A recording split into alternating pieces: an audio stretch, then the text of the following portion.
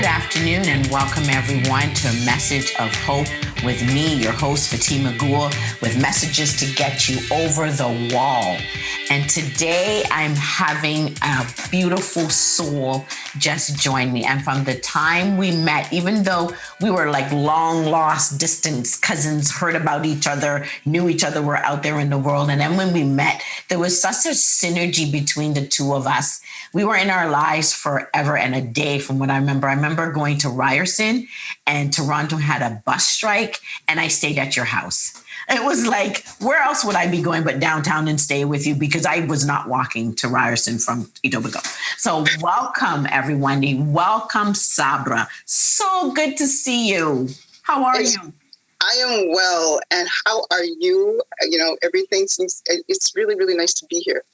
I never expected that I would be on a Zoom call with anybody.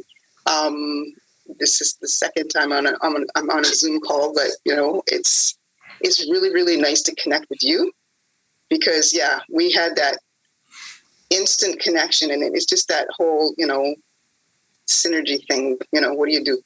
Yeah, it's so true. So, you know, tell us a bit about yourself because there's some fun facts about you that, you know, when you think of people, you're like, are they really like first generation Canadian? Like, what does that even mean? You know what I mean? So tell us about yourself, where you're from, where do you live now? What have you been up to? Tell us. Well, I am literally born in Saskatchewan. My parents came from Barbados and they went to Saskatchewan. And that's where I was born. I lived there for a good portion of my life. Went to university there. And then after I had a job, I was working on someone. And this person, she happened to be, she was paraplegic. And she had said, can you just rub my shoulders? And somebody, please just rub my shoulders, that hurt. And I just started doing it. And she said, I don't know how you're doing that, but you're getting all of the knots out. I said, I can feel them. They're right here. And so then she said, you need to come with me when I go see my massage therapist. And so I went to see her and she goes, okay, you know, the massage therapist, okay, we're going to be doing this. You can help me with it. I'll, you know, just do this. And then, you know, so she kind of started me on a new journey. So I went to Toronto because I wanted to go to Sutherland Chan University for massage therapy. However, you know, life gets in your way and things change. And that's kind of what happened. So it would just basically have been on a rolling journey. I accepted Islam there. Like I wasn't always Muslim. So I accepted Islam and became Muslim. And so when the change happened, it was kind of after I accepted Islam, because I'm like, how am I going to work on men and women? And how do I do this without this, that, or the other? And it was just a whole nother thing. And then, you know, like what else happened there?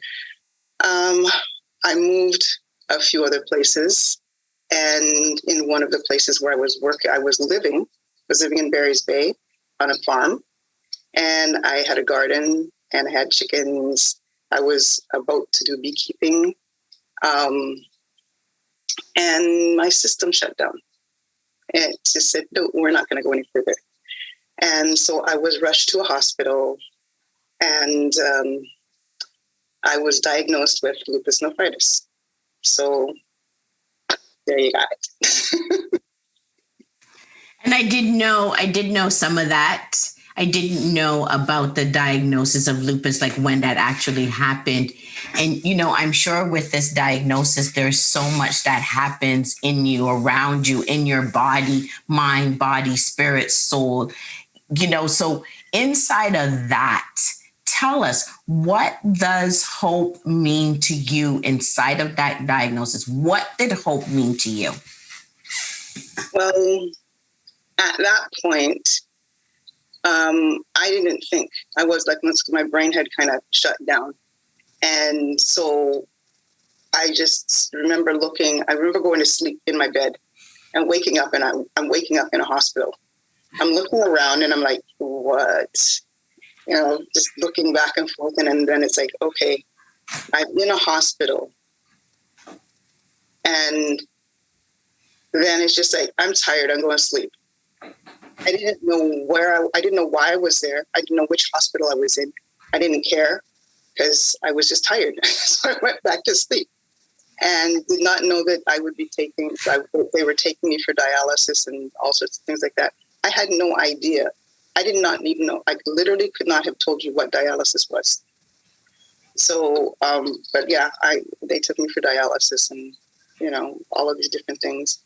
And the question was, what does hope mean to me, or what is it? Hope is like, don't give up. Never, ever give up. I think the best thing was nobody really ever told me why I was there. And that is something that I find helps a lot, because if I had known, I would have been more depressed, and I would have been, just not knowing for me really helped a lot. I had people, all of a sudden I'm getting visits from my whole family, and it's like, wow, this is nice. But it was an experience that I don't necessarily recommend everybody wants to take this experience, but it was something that had happened, for me.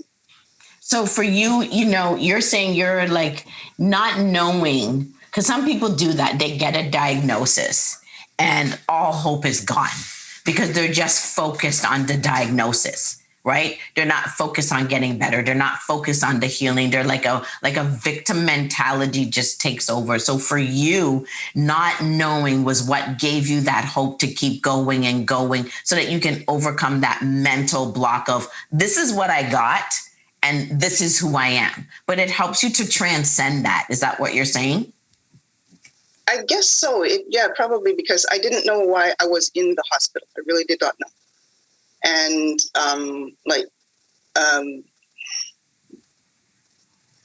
I just all I knew was I was tired, and I just let me sleep. So when people came to visit, I would do my best to be, and I think I probably was like that with, doctors showed up and I'd be like, they're smiling at me, so I'm smiling back. And it's just like, okay, whatever. So it didn't, I wasn't thinking, literally, I was not thinking. And part of the not thinking was what had helped. When it is, your brain is not functioning properly. Memory, everything was there, but it wasn't there. And I could not tell you what was happening, what wasn't happening, because I literally thought I was in a Toronto General Hospital. That's where I thought I was. And I was in Ottawa. That's where I am now. I was in the Ottawa General Hospital. Every day there was a lady who would come and she would see me and she would ask me, so where are you again? And I would say, Toronto General Hospital. And she goes, okay, what does it say up there? And she pointed to the sign. And then I read it and it's like, Ottawa General. But every day, same thing. So it took a while before it really clicked that I was in Ottawa. Right. And so for you, I'm hearing that there's confusion. And inside of that must have been like for a better word, because I always coin that phrase, from hell to hope. You must have been in but not really consciously aware because you just went to sleep, in some kind of hell when you realize, wait a minute, I'm still here.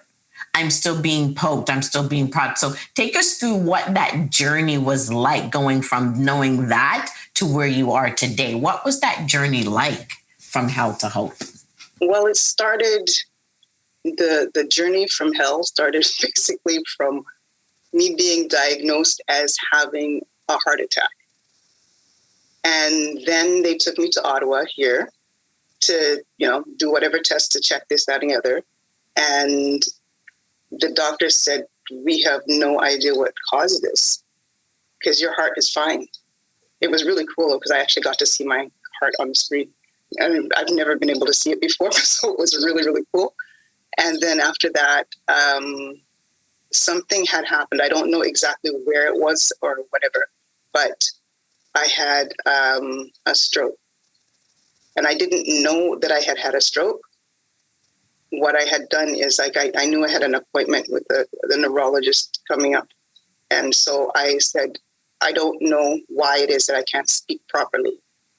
I would stutter, and I couldn't figure out why it was I was stuttering. So I'm just like, okay, I'll ask when I go and see the doctor, because I knew I had an appointment coming up. So I went, and I said, I don't know, I don't understand this. So he did some tests, and he said, oh, you had a stroke.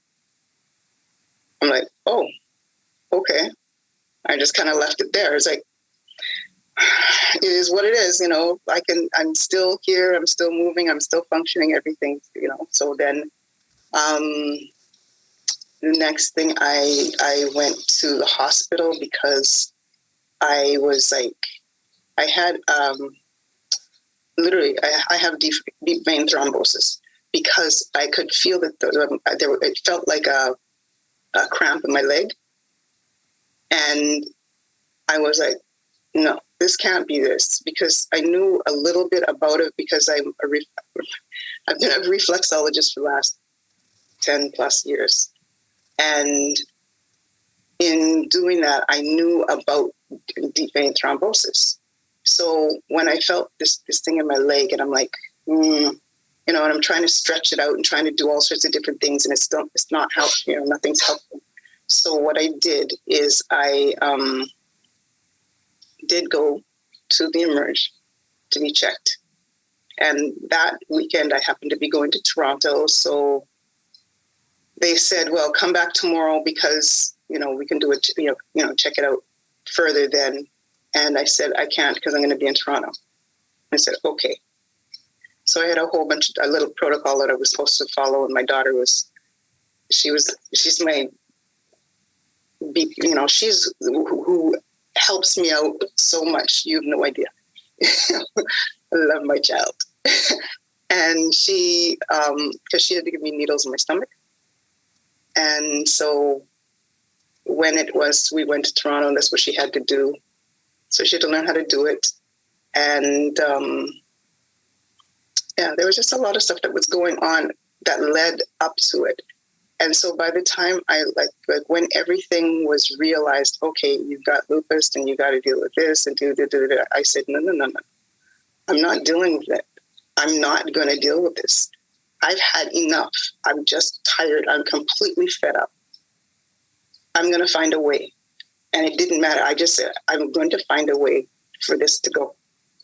And so I looked, and that was kind of what started me on my journey of wellness, because I said, I'm going to find a way for this. I have this, I have this, I have this, I have this. It's like, that's enough. I have no more.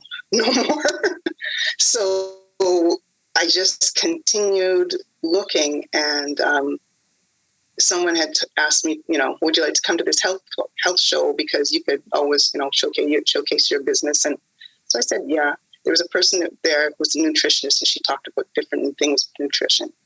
And I found that very interesting. So I went over to her after. I said, I really enjoyed your speech. Do you think you might be able to help me? I have lupus. She said, I don't know. So then she said, well, do you have a number?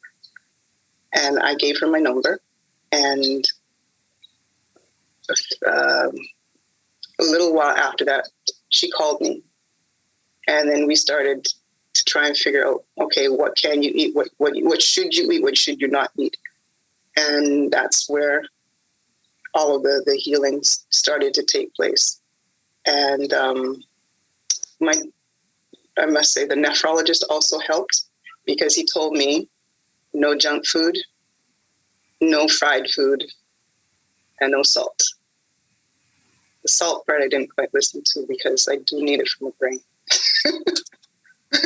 I listened, but not completely, I was, I did the best I could, but I couldn't go for a completely no salt thing, but yeah, I do low salt. How about that?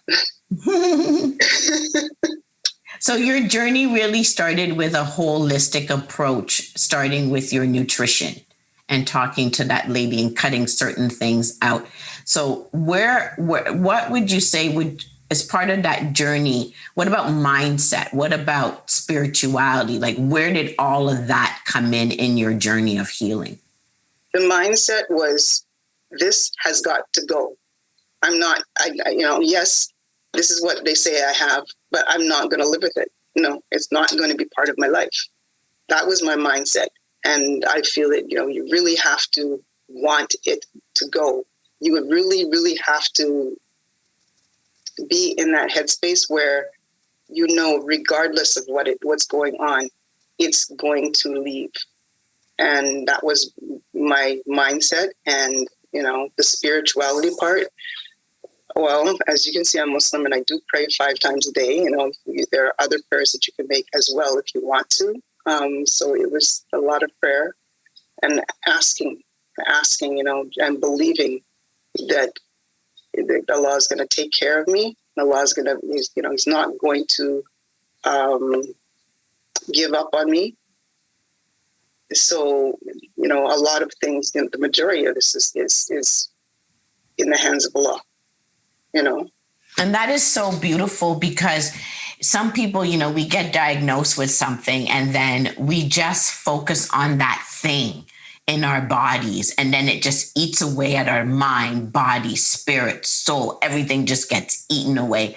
And we forget that we have that kind of mind control. We can say it's going to be gone. Yep. Pray about it. You said it. You identified what the problem was. I have lupus. Then you said, okay, this is a problem. My solution is, I'm not claiming it. I'm not saying I'm keeping it. I'm not saying it's doing anything. It is going to be gone. Like, you're gone. And then your mindset was like, it's gone. Your prayers, it's like, it's gone. Right? Your prayers were just like, lining up. Regular thing, but it's sort of like, okay, can you help me with this, please? I need your assistance, and it has to go away. It's just because, there is something in the Quran that says, verily, with difficulty, there's relief. And that's one of the things, that it's twice, it said twice, like whatever it is that goes on with you, whoever it is, you'll get it up to a certain point. And so then after that, it's like, okay, yes, you're going to get relief. Don't worry. You're promised that. But, and it's like a faith without works is dead.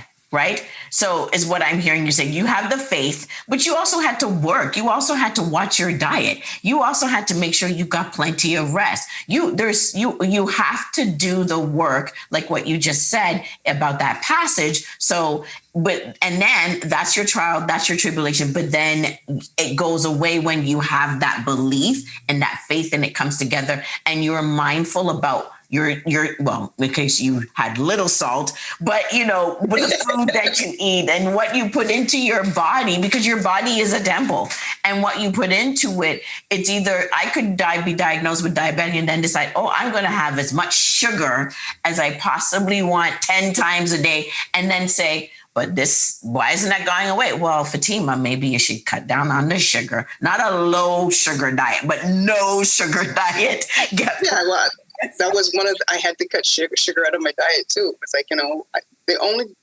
sugar that I could have was, like if it was fruit, the fruit sugar itself. But, some people say, no, that has to go too. But no, it's just like, I tried to stick to the lowest content of fruit sugar I could get. But, I was very, very, with this, I was the most mindful of what I ate. And that was just, no, I can't have that. No, I can't. No. Too much. All of that was just, it had to be that way. Otherwise,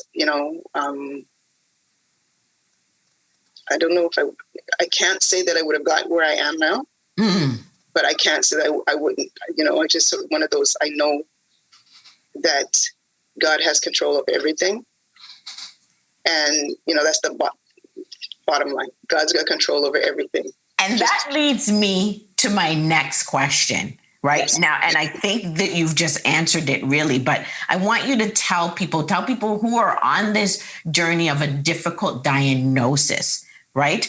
What did you learn from being on that journey from hell to hope? Like, if there was something you could really pinpoint, what did you learn? What would you tell somebody this is what I learned from this journey of dealing with lupus, the heart attack, the stroke. This is what I learned. The first thing you have to realize is, first thing you have to either you want to have it, and if you want to have it, then it is what it is.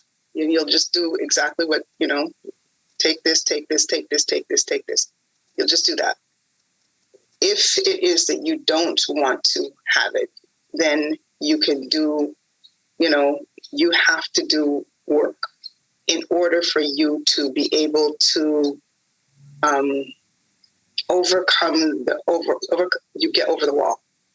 Bottom line, you have to do the work. If you just say, okay, I don't want it, it's not going to work.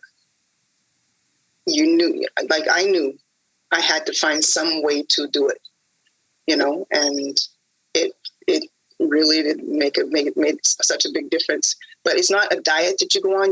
It's a lifestyle. You change the way you are. It's a complete lifestyle change. It's not just a diet. Because I know it's how a lot of people want to lose weight, and so they go on a diet, and then once they've got to the weight they wanted to be, their diet's gone, and so then all of a sudden they start putting back all the pounds, and they're like, what happened? It's just because it's a lifestyle. You don't just do it right now for the time being because it's convenient and okay, well, I need to be able to get back and I need to be able to look good in this bathing suit. So I have to, if that's your purpose, then it's not going to work. And I love that. That is the mic drop right there, Sabra. That, you're like, oh, I don't know what I'm going to say. What I'm saying about that lesson learned right there is the mic drop. It is a lifestyle. So when this woman said to me, oh, you were diabetic, I'm like, I'm not claiming that. I'm eradicating that. Well, how are you going to do it? Are you going to take this pill and take that pill and do? I said, no pills. Thank you very much. You keep your pill. You keep your program. I'm going to do it through a lifestyle change, like what you just said. So taking sugar out of my coffee, because I was saying to my mom, I remember the days I would have a coffee, like a tea this big, those little styrofoam cups that you used to have at the office, and I would put 10 packets of sugar in there. You're kidding me. I'm like, I couldn't, because the tea tasted so nasty, it needed sugar. And then I would put sugar. No, then you just don't drink the tea, silly. I know, but I never thought of that. I never thought, well, Fatima, just don't drink the tea. But then when they told me that, the girl, so I had a food coach and she goes, you need to get rid of sugar. I said, sugar be gone. And I haven't had sugar in my tea or my coffee because those are the things you can do and you just get used to the taste. And then I said to the woman, it's going to be a lifestyle change. So it's going to be diet, it's going to be exercise, it's going to be meditation, mindfulness, blah, blah, blah, praying, blah, blah. And she gave you the skeptical look. And so then when I went back, I went from being diabetic to pre-diabetic.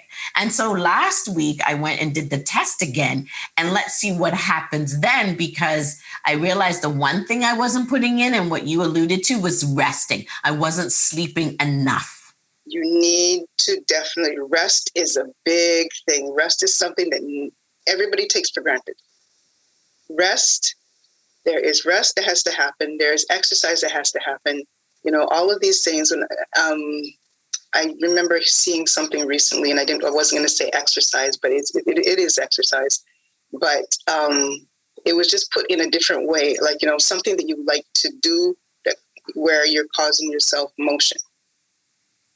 You can dance, you can do this, you can do whatever it is, but just do something where your body is moving, to get the blood circulating, that kind of stuff. You need to have, these are all these things were put in you when you were little and you didn't have any conditions. So you just hey, you just rattled your plate and you did what you want, and you didn't think about it. But then when we get older, we sit in cars and we sit and we sit and we sit. That's literally our exercise, is getting up from bed. We go eat something, then we go and we sit in front of the TV or sit in front of the computer, as we are now. We do the same thing, and it's every day, and we do not get up and moving. So that is a big thing too. And your rest is one of the biggest things. Another mic drop. See how much words and pearls of wisdom you have, my dear? Another mic drop. Because, for some people it's a concept, but you're sitting here in front of us telling us that through your life child change, what happened to your lupus? It's gone. It's what? Gone. Gone. No longer. Right. So you declared it. You said, I don't want it. It's gone. And I heard you say that over and over at the beginning of this. It is gone. And so now you're saying it is gone. So I am so happy for you. We praise Almighty for you that you can come on and give people these mic drops. You out there who are listening to this interview right now, don't forget to like, subscribe, turn on the notifications, because you're going to keep hearing people come on and share their messages of hope, share their testimonies of difficult diagnosis that the doctor has given them. But they say, what? No, it's going to be what? Gone. Gone. I don't accept this. It's bottom line. You don't accept it. It's like, okay, I have enough. I'm done. And it's so good to hear it from you who's, you had the lupus, then you said you had a heart attack, then you had a stroke. And the thing is, like, you had these things at a very young age. Okay. Come on. It's not like you're 80. So you had these things. Okay. Fine. I'm not 80. Right? So these are things that you hear that people, now we're getting up there in age. So it's happening in our age group, right? But when these things were happening to you, come on, you were not in your 50s. You were not in your 60s, and you're not 80. So you're not expecting these things to happen to a young, vibrant, vile woman who is living in the prime of her life, farming, living life, doing what you do with your life, to be hit with a stroke, a heart attack, lupus. Come on. And the fact that you can drop these pearls on somebody, because we are living in a pandemic. We are living in perilous times. We know that diseases have no age. They come when they come. Yeah. That's the whole thing. Your mindset. It happens when it happens. And if you accept it, you're not going to get over the wall. I like the fact that you keep seeing it right there, and it's like, there's just no way you're going to get over that wall. No way getting over the wall. I should hire you just to be my publicist to talk about getting over the wall. So every time you share your story, because lots of people are going to want to have you talk, share your story. You make sure you said, and my cousin wrote a book about getting over the wall. Like, and people are like, where do you get that from? The thing is, like, I had sent you a message saying, where can you get your book? Because a friend of mine, she says she likes to read nonfiction books. And I'm like, I have the book for you. So yeah, it was just one of those, like I said, I that's why I messaged you. It was like, okay, well, where do you get your book? And for me, the YouTube channel, this channel, Messages of Hope, is an extension of that, because I declared, I think 5 years ago, I am hope in human form. And because I'm hope in human form, the message I want to spread is that there's hope for anyone at any time and at any age. So for you, overcoming lupus, that is hope for anyone at any time and at any age. Like Sabra said, you have to say to that thing, be gone. You have to work on it. You have to pray about it. You have to speak it out of existence in your mind, your body, your spirit, and your soul. It has to be a lifestyle change. And you have to say that I don't want it. And you have to be really leveling up on your self-care. It's not even just that I don't want it. I'm not dealing with this. Mm-hmm. This is not going to be with my life. You just have to believe that. And if you don't have the belief that it's not going to be,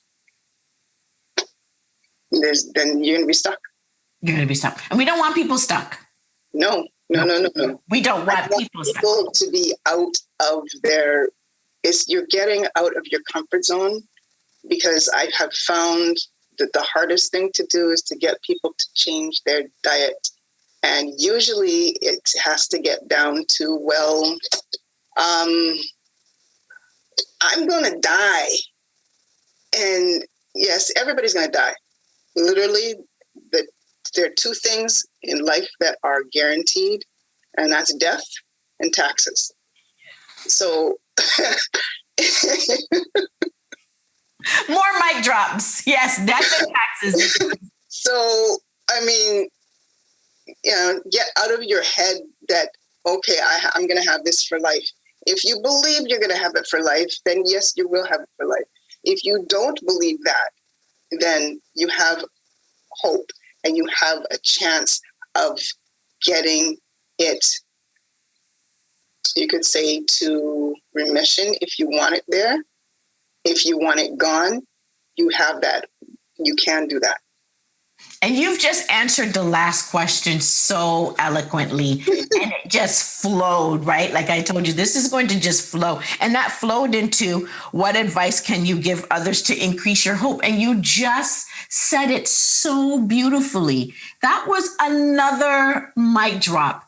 It was so good to have you here, to be here with you, to get caught up. There were certain parts of your life story that I knew, and then there was other parts that I didn't know. And I didn't know that, what you dealt with the heart attack, with the stroke. And I knew you had lupus, but I didn't know what your journey from health to hope was. And to me today, it just gives me even more love for you, the woman who you are, who I met so many years ago, that life light, that smile, always laughing, always smiling, always like it is. And that's something she always used to say, it is what it is, It is, Fatima, why am I going to, it is what it is. And Fatima, it is what, why are you worrying about that? It is what it is. Say that, Huh? I still say that. I know. One other thing is you have to have a positive mindset, that when it is that you decide you're going to make the change, like you said, with the diabetes, you decided you're going to make the change and you're going to make sure you don't have it. So you just did what you had to do. But you believed, you had that positive mindset that it's going to go. It's going to go. That's it. That's what we're going to leave you guys with. It's going to go. I am not keeping it. It's going to be gone. So I want to thank you for coming on today. It was great to see you. Great to have this conversation. Any final words that you wanted to say to the viewers? I wish I could hug you. Just to give you a nice hug, it would just be so, You can do an ear hug. The virtual things don't quite work. They don't work the same, but you know what I mean. Yes. The viewers are, thank you very much for coming and checking out what Messages of Hope is about, because there's stuff, like people, everybody has their story. And in every story, there usually is a little bit of hope, even if it's just a little bit.